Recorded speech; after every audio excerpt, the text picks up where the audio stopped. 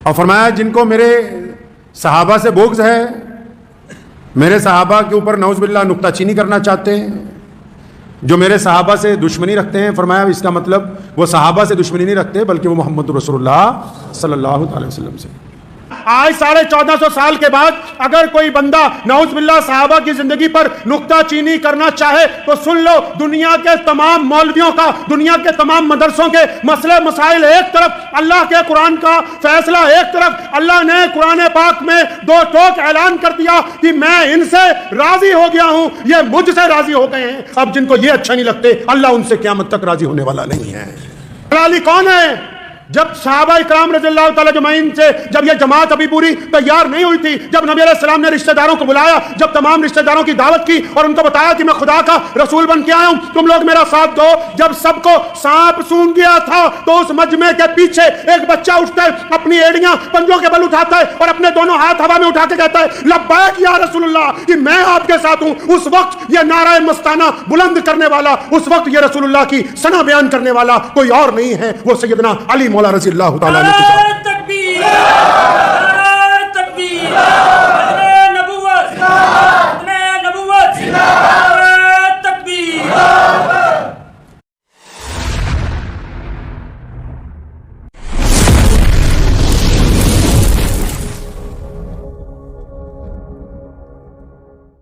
السلام علیکم ورحمۃ اللہ وبرکاتہ۔ ناظرین مکرم، امید ہے کہ آپ تمام حضرات ماں اہل و عیال بخیر و عافیت ہوں گے۔ آپ جانتے ہیں کہ جب بھی محرم شروع ہو جاتا ہے تو اہل بیت اپنے آپ کو کہلوانے والے کہ ہم اہل بیت سے حد سے زیادہ محبت رکھتے ہیں، اور اس کا ایک مشن کچھ لوگوں نے بنا دیا ہے کہ اس آڑ میں حضرت امیر معاویہ اور چند صحابہ کرام رضوان اللہ علیہم اجمعین پر وہ زبان درازیاں کرنے کو اہل بیت کی محبت کا نام دیتے ہیں۔ اسی سلسلے میں ملک کے مشہور جو عالم دین تھے، لیکن اب ان کی زبان قابو میں نہیں رہی، اب ان کی زبان بھی صحابہ کرام رضوان اللہ علیہم اجمعین کے بارے میں بالکل خیانت کے ساتھ چلتی نظر آتی ہے، جن سے میری مراد سلمان ندوی صاحب ہیں۔ تو پچھلے ہفتے حضرت مولانا عثمان لدھیانوی صاحب کا جو بیان صحابہ کرام رضوان اللہ علیہم اجمعین کی عظمت پر تھا، تو اسی بیان میں انہوں نے نام لے کر سلمان ندوی کو جو پیغام دیا ہے، تو آئیے وہ اس پیغام ہم آپ تک پہنچانا چاہتے ہیں۔ اس پیغام کو ہمارے ساتھ آپ سنیں بھی، اور عظمت صحابہ کیا ہے اس کو بھی آپ انشاءاللہ خوب تر سے جان لیں گے، اور اس کے بعد اس پیغام کو عام کرنے کی بھی بہت زیادہ آپ کوشش کریں گے۔ جو ڈپلیکیٹ سید ہیں سلمان ندوی جیسے، یہ جو مرضی بک بک کرتے رہیں، لیکن اللہ نے جو قرآن میں کہا نا رضی اللہ عنہم ورضوا عنہ، فرمایا میں تو ان سے راضی ہوں، یہ مجھ سے راضی ہیں۔ اللہ کے اعلان کے بعد اب کسی بھی دنیاوی شوشے باز کی کوئی اہمیت باقی نہیں رہتی ہے، کوئی اہمیت باقی نہیں رہتی۔ اور جن کو ایسے جو اپنے آپ کو سید بھی بتا رہے ہیں اور ٹوٹکے بھی چھوڑتے ہیں، ان سے گزارش کرتا ہوں ذرا ایک دفعہ اپنا ڈی این اے ٹیسٹ ضرور کروا لیں۔ آج کل تو سہولت ہو گئی ہے کہ پیارے کے پیغمبر صلی اللہ تعالیٰ علیہ وسلم کی اصحاب پر انگلی اٹھانے والے ہیں کون، آئے کدھر سے ہیں؟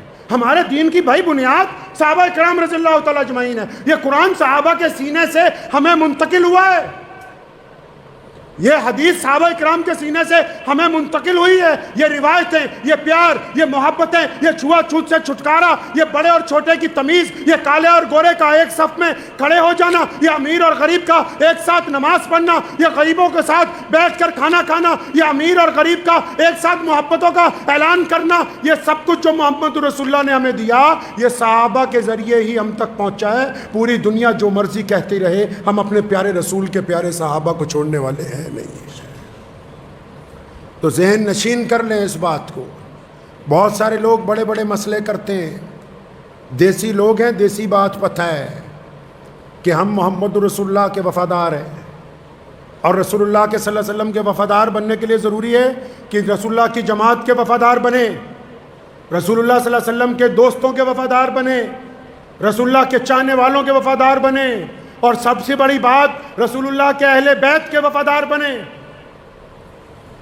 تو اس بات کو ذہن نشین کر لیں کہ حضرات صحابہ کرام رضی اللہ تعالیٰ اجمعین کی زندگیاں، ان کی جماعت، اور وہ پیارے رسول صلی اللہ علیہ وسلم کے ساتھ ان کا گزارا ہوا وقت ہماری زندگی کا راستہ ہے، مسلمانوں کے لیے مشعل راہ ہے۔ اس لیے اپنے بچوں کو بھی واقعات سنائیں، سیدنا ابو بکر صدیق کے، سیدنا عمر رضی اللہ تعالیٰ عنہ کے، سیدنا عثمان ذی النورین کے، مولا علی رضی اللہ تعالیٰ عنہ کے، سیدنا فاطمہ الزہرا کے، سیدنا امام حسن اور امام حسین رضی اللہ تعالیٰ عنہ کے۔ اور آپ یہ دیکھ لیں کہ ہمارے پیارے پیغمبر صلی اللہ علیہ وسلم کے جو نواسے ہیں امام حسین رضی اللہ تعالیٰ عنہ، ان کے جو بیٹے ہیں آگے، بہت سارے لوگ بتاتے ہوئے شاید ڈرتے ہیں کہ کوئی ناراض نہ ہو جائے، امام حسین رضی اللہ تعالیٰ عنہ نے اپنے متعدد بچوں کا نام کس پر رکھا؟ کس پر رکھا؟ ابو بکر بن حسین، عمر بن حسین رضی اللہ تعالیٰ عنہ، عثمان بن حسین رضی اللہ تعالیٰ عنہ، اپنے صحابہ، اپنے نبی صلی اللہ علیہ وسلم کے ان دوستوں کے نام کے اوپر جن کو رسول اللہ نے ہمیشہ اپنے ساتھ رکھا ہے، ان کے نام پر اپنے بچوں کے نام رکھے ہیں۔ تو اس لیے عظمت صحابہ کے لیے ضروری ہے کہ ہم لوگ بھی جب ہمارے گھر میں کوئی بچہ پیدا ہو تو اس کا نام پیارے رسول صلی اللہ علیہ وسلم کے صحابہ کے نام پہ ہونا چاہیے۔ کسی بچے کا نام معاویہ رضی اللہ تعالیٰ عنہ کے نام پر ہو، کسی کا سیدنا ابو ہریرہ رضی اللہ تعالیٰ عنہ کے نام پہ ہو، کسی کا نام سیدنا سلمان فارسی رضی اللہ تعالیٰ عنہ کے نام پہ ہو، جتنے صحابہ ہیں ان کے ناموں پر اپنے بچوں کا نام رکھیں تاکہ یہ محبتیں زندہ رہیں، قیامت والے دن یہ محبتیں نجات کا ذریعہ بنیں گے انشاءاللہ تعالیٰ۔ اور چلتے چلتے گزشتہ 3-4 دن پہلے جو کچھ ہوا ہریانہ میں، میوات میں، آپ لوگ اگر وہاں کے ویڈیو دیکھیں گے، حالات دیکھیں گے، تو میں 2-3 دن سے سوشل میڈیا پر وہاں کے جو مسلمان اور ہندو بھائی جو رہتے ہیں آپس میں ہزاروں سال سے اکٹھے، اگر ان کی ویڈیو سنتے ہیں تو پتہ لگتا ہے کہ مقامی لوگوں میں تو کوئی آپس میں ناراضگی ہی نہیں ہے۔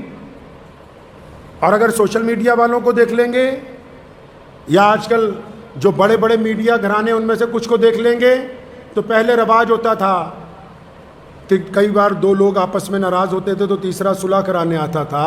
آج کل انہوں نے رواج بدل لیا کہ اگر 2 لوگ ناراض ہوں تو تیسرا نمک چھڑکنے کے لیے آتا ہے۔ تو اپنے آپ کو ان لوگوں میں کبھی شامل نہیں کرنا جو نمک چھڑکنا چاہتے ہیں۔ اسلام نے امن کا پیغام دیا، محبتوں کا پیغام دیا ہے، بھائی چارے کا پیغام دیا ہے۔ نفرت کے لیے کوئی جگہ نہیں ہے، ہمارے معاشرے میں نفرت کے لیے کوئی جگہ ہے ہی نہیں، نفرت کی سیاست بھی نہیں، نفرت کا دین بھی نہیں۔ اس لیے جو لوگ سوشل میڈیا کا استعمال کرتے ہیں وہ اس بات کو ذہن نشین کر لیں، کوئی جتنا مرضی نفرت کی باتیں کرتا رہے، یہ ہمارا کام نہیں ہے کہ ہم نفرت پھیلائیں۔ ہمیں پیارے رسول صلی اللہ علیہ وسلم نے ایک مضبوط معاشرہ عطا کیا ہے جس میں نفرت کے لیے کوئی جگہ نہیں ہے۔ اب آپ آ جائیے حالات کے اوپر، جو کچھ ہوا، اگر وہاں کے مقامی لوگوں سے پوچھیں گے کیا ہوا تو وہ کہتے ہیں جی ہمیں نہیں پتا کس نے کیا۔ دوسرے پکش سے پوچھو گے کیا ہوا، وہ کہتے ہیں ہمیں نہیں پتا، دوسروں نے کیا ہے۔ اگر دونوں سے ایک بات پوچھیں کہ قصوروار کون ہے، قصوروار کون ہے، تو دونوں لوگ ایک ہی بات کہتے ہیں کہ جی سرکار کی بڑی ناکامی ہے۔ سرکار کی ناکامی پہ ایک بات یاد آ گئی، بڑی تاریخی بات آپ کو آج یاد دلا دوں۔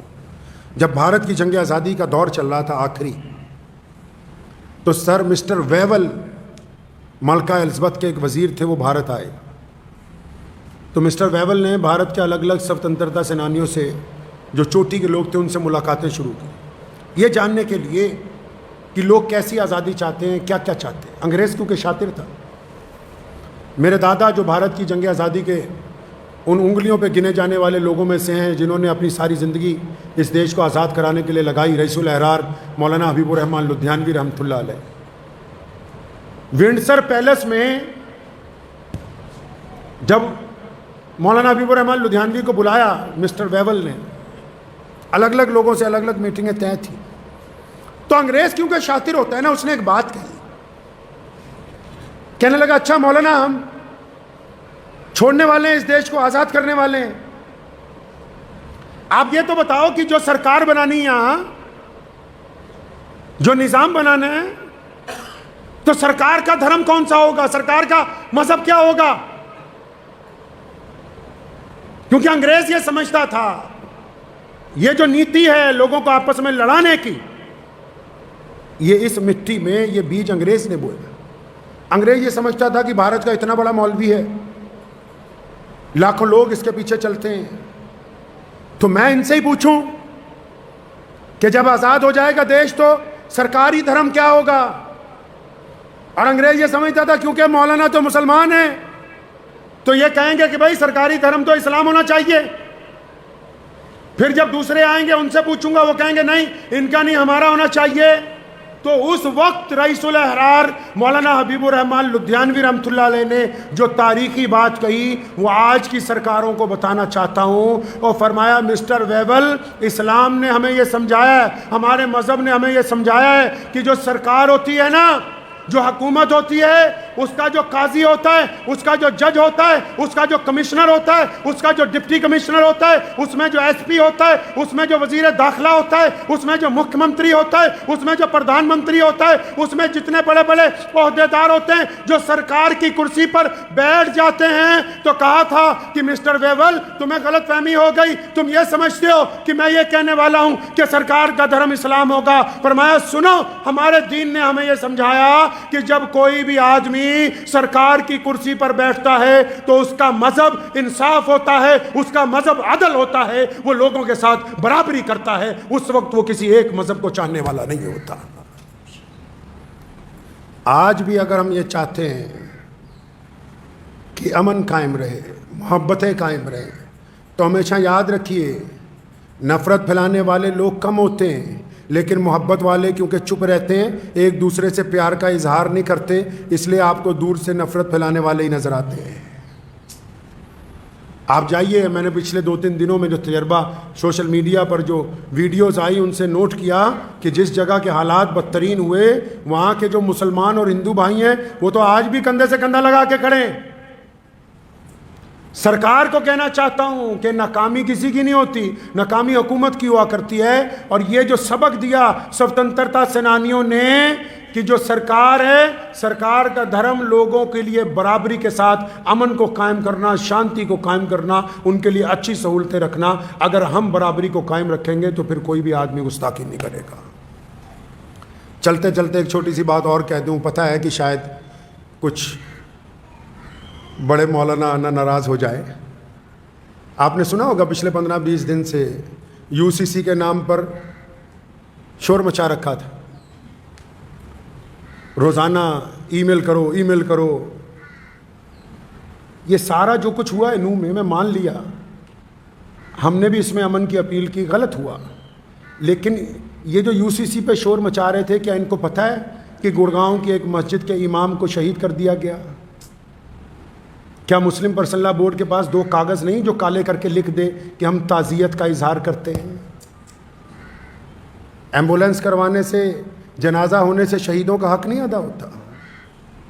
شہادت کے خون کے جو دھبے ہیں نا, جب شہید کو انصاف ملتا ہے, اور ہمارے ملک میں تو اللہ کا شکر ہے کہ عدالتیں قائم ہیں اور ایسے اچھے لوگ موجود ہیں جو انصاف کی لڑائی کے لیے آواز اٹھاتے ہیں. جن کا نقصان ہوا فسادات میں, سرکار نے سب کے لیے کہا ہے کہ ہم راحت دیں گے, معاوضہ دلوائیں گے. تو یہ جو امام صاحب شہید ہو گئے, کہ جتنی بڑے بڑے مسلمانوں کی آرگنائزیشن ہیں, کیا کسی نے اپنے منہ سے کہہ دیا کہ ہم 1-2 کروڑ روپیہ اس کے گھر والوں کو دے دیں گے؟ اس کا ذکر ہی نہیں. ہاں, لیکن جو UCC پہ ای میل کروا رہے تھے, کیونکہ سارا کام ان کو اماموں سے لینا ہے بھائی, مسجدوں سے اعلان کروانے, مسجدوں میں اشتہار چپکانے, مولویوں کو ہی کہنا ہے. اور جب ایک مولوی کے ساتھ زیادتی ہوئی تو یہ سارے کے سارے چپ ہیں. کچھ تو کہو, ہمدردی کے ہی لفظ صحیح, تعزیت کے لفظ صحیح, انصاف کے ہی لفظ صحیح. حکومت تو جو کر رہے گی کارروائی کر رہی ہے, آپ نے کیا حق ادا کیا؟ میں ابھی ان کا آفیشیل چینل, میں نے نماز سے کچھ دیر پہلے کھولا مسلم پرسنل لاء بورڈ کا, ان کے آفیشیل چینل میں کوئی ذکر نہیں ابھی تک آیا کہ گروگرام کی ایک مسجد کے امام کو ناحق مار دیا گیا, کوئی ذکر نہیں آیا. ہاں, UP کی ایک جو مسجد کا مسئلہ چل رہا ہے ہائی کورٹ میں, اس کے لیے 2 پریس نوٹ آئے ہوئے تھے. تو ہم تو بہت چھوٹے سے لوگ ہیں بھائی, بس اتنا پتہ ہے کہ پیارے نبی صلی اللہ علیہ وسلم طواف کر رہے تھے اور بیت اللہ کی طرف دیکھا اور فرمایا بیت اللہ تیری تو بڑی عظمت ہے. کیا فرمایا پیارے پیغمبر صلی اللہ علیہ وسلم نے؟ اور بیت اللہ تیری تو بڑی عظمت ہے. کوئی تیری قیمت نہیں دے سکتا. فرمایا تیری قیمت نہیں کوئی دے سکتا. آج بھی بیت اللہ کو کوئی پتھر لے آئے, کوئی قیمت دے سکتا ہے دنیا میں؟ اس کی مول لگ سکتا ہے؟ ویسے بھی اگر یونیسکو کی رپورٹ پڑھ لیں تو دنیا کی سب سے مہنگی پراپرٹی اس وقت ورلڈ میں وہ حرم شریف مکۃ المکرمہ ہے اب تک کی, جہاں اتنا پیسہ لگ چکا ہے کہ اس کے برابر ابھی دنیا کی کسی پراپرٹی کے اوپر اتنا پیسہ نہیں لگا ہے.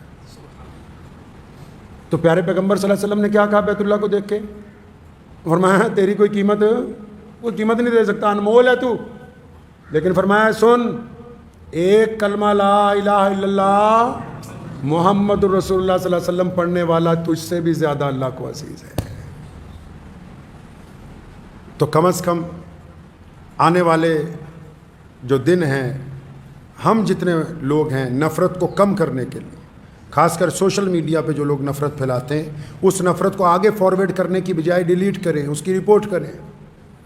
نفرت کے پرچار کے حصے دار نہیں بننا ہے, نفرت کے حصے دار نہیں بننا ہے. ہم محبت کا پیغام لے کے آئیں اور ہمارے دل میں کوئی خوف نہیں ہے, کوئی ڈر نہیں ہے. اللہ تبارک و تعالیٰ نے اہل ایمان پر یہ فضل فرمایا, تو اس لیے ہم نے ثابت قدمی کے ساتھ اپنے اس وطن عزیز کو, جس کی آزادی کے لیے ہمارے بزرگوں نے اپنے ہندو بھائیوں کے ساتھ, سکھ بھائیوں کے ساتھ, دلت بھائیوں کے ساتھ, جینی بھائیوں کے ساتھ مل کے جو ہم نے آزادی کی لڑائی لڑی ہے, تو اس کی عزت کو برقرار رکھتے ہوئے اس بات کو ذہن نشین کر لیں کہ ہم نفرت کے بازار کے حصے دار نہیں بنیں گے. دعا کیجیے اللہ تعالیٰ اس پر مجھے اور آپ سب کو عمل کی توفیق عطا فرمائے. وآخر دعوانا الحمدللہ رب العالمین.